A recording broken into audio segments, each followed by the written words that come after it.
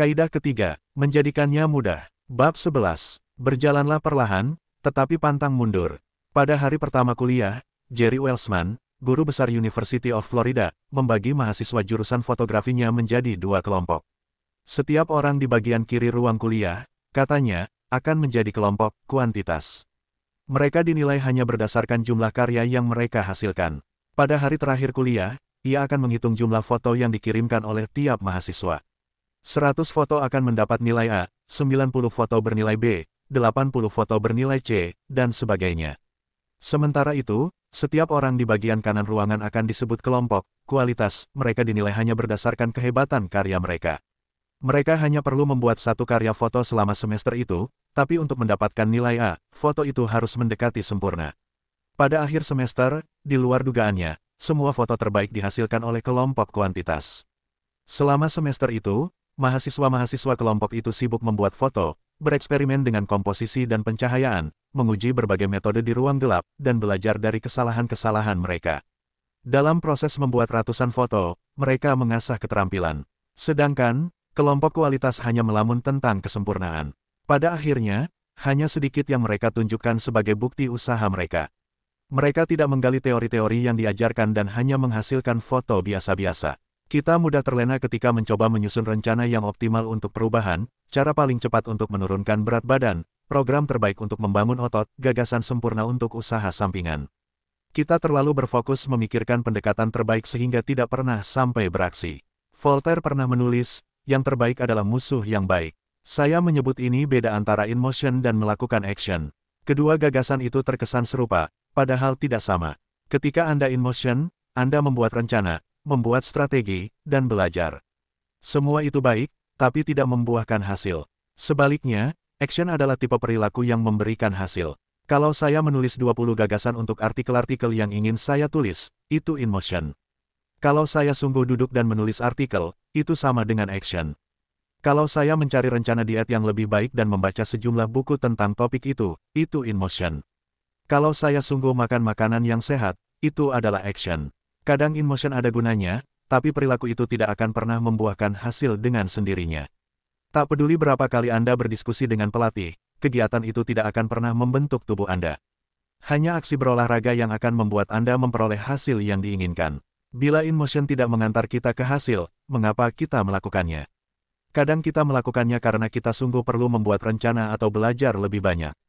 Namun, lebih sering daripada tidak, kita melakukannya karena in motion memungkinkan kita merasa seolah-olah kita mendapatkan kemajuan tanpa menempuh risiko gagal. Kebanyakan dari kita adalah ahli dalam menghindari kritik.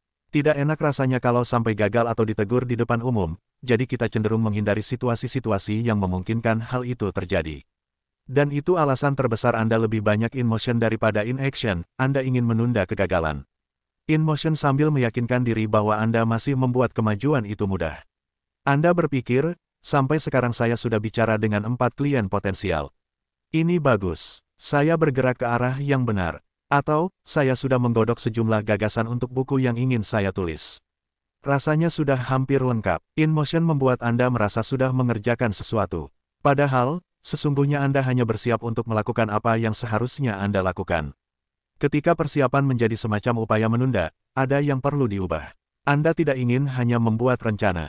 Anda ingin menerapkannya. Bila ingin menguasai kebiasaan, kuncinya adalah mulai dengan perulangan, bukan membayangkan kesempurnaan. Anda tidak perlu memetakan setiap ciri kebiasaan baru. Yang diperlukan adalah menerapkannya. Ini langkah pertama hukum ketiga, Anda hanya perlu mengulang-ulangnya. Berapa lama sesungguhnya yang diperlukan untuk membentuk kebiasaan baru? Membentuk kebiasaan adalah proses ketika suatu perilaku lambat lain menjadi lebih otomatis melalui perulangan. Makin sering Anda mengulang suatu kegiatan, makin banyak struktur otak Anda berubah menjadi lebih efisien dalam kegiatan itu. Ilmuwan saraf menyebutnya potensiasi jangka panjang, yang merujuk ke penguatan koneksi di antara neuron dalam otak berdasarkan pola kegiatan terbaru. Dengan tiap perulangan, pengiriman sinyal antar sel membaik dan koneksi-koneksi saraf makin erat. Fenomena yang pertama kali diuraikan oleh ahli neuropsikologi Donald Hebb pada 1949 ini umum dikenal sebagai hukum Hebb, neuron-neuron yang teraktifkan bersama-sama menjadi saling terhubung. Mengulang kebiasaan mengantar ke perubahan-perubahan fisik yang jelas dalam otak. Di kalangan musisi, Cerebellum mereka, yang sangat penting untuk gerakan-gerakan fisik seperti memetik atau menggesek senar, lebih besar ketimbang pada orang yang bukan musisi. Sementara itu, ahli matematika mengalami penambahan gray matter dalam lobulus parietalis inferior, yang sangat berperan dalam komputasi dan kalkulasi. Ukurannya berkorelasi langsung dengan jumlah waktu yang dikerahkan dalam bidang itu. Makin tua dan makin berpengalaman seorang matematikawan, makin besar pertambahan gray matternya. Ketika ilmuwan menganalisis otak pengemudi taksi di London, mereka mendapati bahwa hipokampus, bagian otak yang ikut menentukan memori spasial, subjek jelas lebih besar dibanding pada subjek yang bukan pengemudi taksi.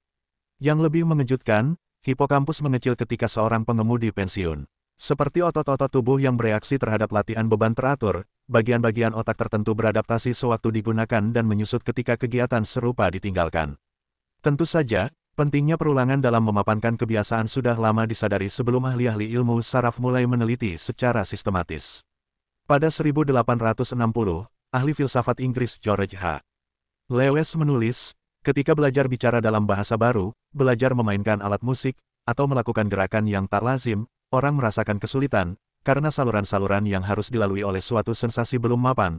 Tapi, setelah perulangan yang sering berhasil membuat jalan pintas, kesulitan-kesulitan itu menghilang, aksi menjadi begitu otomatis sehingga dapat dilakukan tanpa melibatkan pikiran sadar lagi. Akal sehat dan bukti ilmiah saling sejalan, perulangan adalah suatu bentuk perubahan. Tiap kali mengulang suatu aksi, Anda mengaktifkan rangkaian saraf tertentu yang terkait dengan kebiasaan termaksud. Artinya mengulang adalah salah satu langkah paling penting yang dapat Anda ambil untuk menyandikan kebiasaan baru. Itu sebabnya mahasiswa yang mengambil banyak foto mengalami keterampilan yang meningkat, sedangkan yang hanya berteori tentang foto sempurna tidak mengalaminya. Salah satu kelompok aktif dalam praktik, sedangkan yang lain belajar secara pasif. Yang satu disebut action, sedangkan yang lain disebut in motion. Semua kebiasaan mengikuti lintasan serupa dari latihan yang serius sampai menjadi perilaku yang otomatis, proses yang dikenal sebagai otomatisasi. Otomatisasi adalah kemampuan melakukan perilaku tanpa memikirkan tiap langkahnya, yang terjadi ketika pikiran bawah sadar mengambil alih. Tampilannya mungkin sebagai berikut. Di halaman mendatang Anda akan melihat bagaimana ketika peneliti memantau tingkat keotomatisan suatu kebiasaan yang benar-benar dilakukan, misalnya berjalan 10 menit tiap hari. Bentuk bagan ini, yang oleh ilmuwan disebut kurva pembelajaran, menyingkapkan kebenaran penting tentang perubahan perilaku. Kebiasaan terbentuk berdasarkan frekuensi, bukan waktu. Salah satu pertanyaan yang paling umum saya dengar adalah, berapa lama orang membangun kebiasaan baru? Padahal yang seharusnya ditanyakan adalah, berapa kali kegiatan harus diulang untuk menjadikannya kebiasaan baru? Yaitu, berapa banyak perulangan yang diperlukan untuk menjadikannya kebiasaan yang otomatis. Tidak ada yang ajaib terkait dengan berlalunya waktu dalam kaitan dengan pembentukan kebiasaan. Bukan masalah apakah itu 21 hari atau 30 hari atau 300 hari. Yang penting adalah tingkat keseringan Anda melakukannya. Anda bisa melakukannya 2 kali dalam 30 hari, atau 200 kali. Yang menjadi pembeda adalah frekuensi. Kebiasaan Anda saat ini telah terinternalisasi setelah lebih dari ratusan, kalau tidak ribuan, perulangan. Kebiasaan baru memerlukan tingkat frekuensi yang sama. Anda perlu merangkaikan upaya-upaya yang cukup sukses sampai suatu perilaku tertanam kuat dalam pikiran dan Anda melewati garis kebiasaan. Dalam praktik, tidak terlalu penting berapa lama kebiasaan dapat menjadi otomatis. Yang penting Anda melakukan sesuatu yang diperlukan untuk mendapatkan kemajuan. Entah aksi menjadi otomatis penuh tidak begitu penting. Untuk membangun kebiasaan, Anda perlu melatihnya. Dan cara paling efektif untuk melatihnya adalah mengikuti kaidah dalam hukum ketiga perubahan perilaku, menjadikannya mudah. Bab mendatang akan menunjukkan kepada Anda cara melakukannya dengan tepat.